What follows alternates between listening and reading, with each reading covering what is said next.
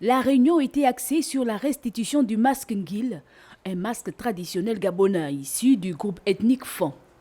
Utilisé dans des rites sacrés et instruments de pouvoir judiciaire, ce masque a été vendu à 5,25 millions d'euros aux enchères en mars 2022.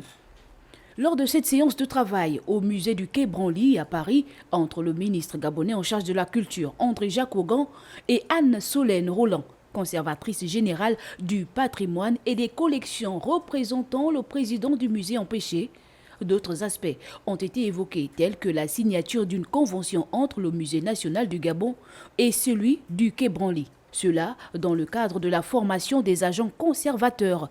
La problématique de circulation et bien sûr la question d'exposition des objets d'art dans les deux musées.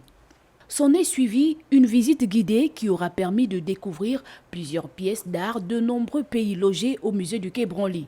Parmi ces pièces, des masques, sitar venant du Gabon. Situé en bord de Seine, au pied de la Tour Eiffel, le musée du Quai Branly Jacques Chirac ou musée des arts et civilisations d'Afrique, d'Asie, d'Océanie et des Amériques propose la plus grande collection permanente française d'art non occidentaux. Une expérience enrichissante à ne pas manquer lorsque vous êtes à Paris, et le docteur André-Jacques Augan, premier responsable du secteur culturel au Gabon, l'a bien compris. C'est donc sur cette note de satisfaction que la délégation conduite par le ministre de la Culture a terminé cette rencontre qui aura été bénéfique et fructueuse pour les deux parties.